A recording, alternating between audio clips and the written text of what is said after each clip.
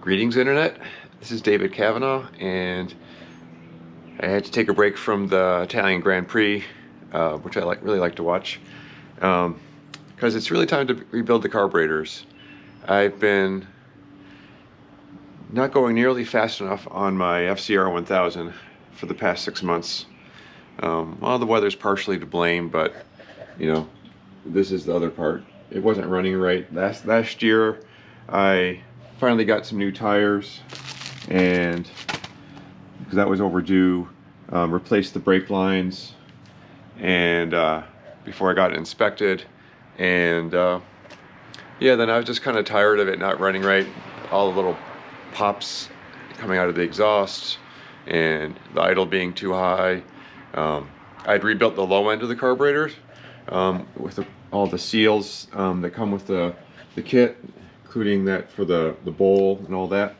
But really, with a bike this old, this is a 1990, here's the throttle shaft seal, and it feels kind of like plastic at this point. I have some replacements.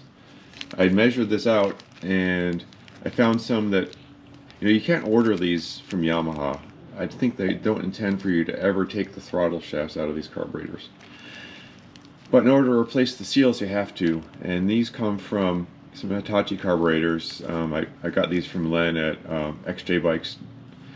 And actually XJ Forever, I believe, is his name, brand name. Anyhow, he does a lot of great stuff for the, I've got a Seika, 550 Seika, which is an 81 bike. Did a lot of work on that, and he sells parts for the XJs. But he had these, so I'm going to use those in these carburetors. And to get a handle on the idle issues, you really need to make sure everything's sealed up properly. So another problem I had, and is a couple of these butterfly valve screws got buggered up, and so I got some replacements. Those also came from Len. I don't know if you call these a panhead screw. I'm trying to remember. Anyway, so the ones that I had to grind down because they were peened are more flush with the side of the throttle shaft. And so what I'm going to end up doing is grinding these down as well, these new ones, so they're more at the same level. Because the idea is that when the throttle is opened, you really want maximum airflow. So I'm going to, in that little nub, I'm afraid it's going to stick out a little bit. And this is really picky, but I'm going to grind those down a little bit with the Dremel. And I think with the ones that I've ground down, they look a little rough, so I'm going to end up chamfering those a little bit as well. So anyway, let me set up the time lapse, and then I'll get going.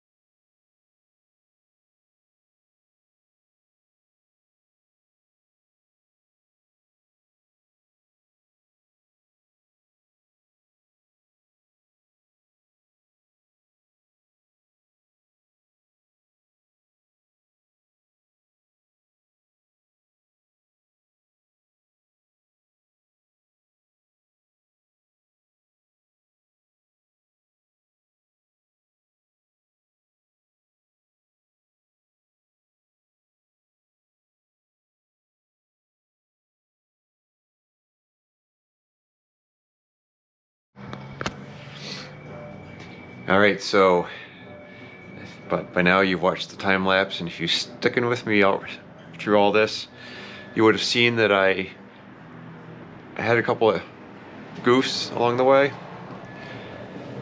For instance, I forgot to bolt on the throttle cable bracket. What else? There's a spring down in there between the throttle plate or brackets. Anyway, I'm not sure why those are there. The springs that are in the middle are for throttle return, but I'm not really sure why. Maybe there's just for putting pressure to make sure the throttle's plate stays centered against the end stops. Not sure. But in any case, there's the rack back together, and I should be good to go. I've got a lot of extras, not really extras, old parts, and yeah, I really don't need those. So what's next? Well, I need to make sure that the rack is flat. I have a straight edge. I don't have like a nice flat like granite table or anything. I want to make sure that the carbs are really nice and flat before I tighten up those two nuts there that hold things together. I need to get, actually I think I have some more fuel line. Yeah, here's some fuel line I had from when I was running it off of another gas can. I could probably actually use that. It's nice reinforced line. So there we go. Time involved here. It's about 2:15 in the afternoon right now. MotoGP in Portugal started about 15 minutes ago. So I'm gonna go warm up with some coffee and sit down in front of that, take a break.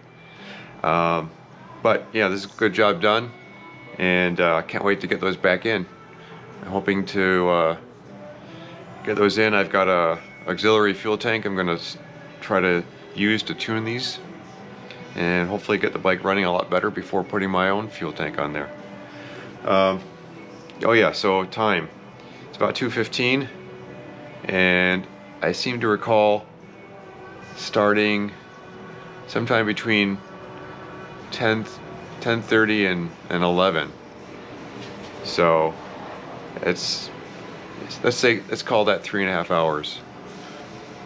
I had to get up and refer to some pictures online for where certain things went and positions and stuff, but overall that's not too bad. All right, thanks a lot, and next time hopefully the bike will be starting again. Thanks a lot.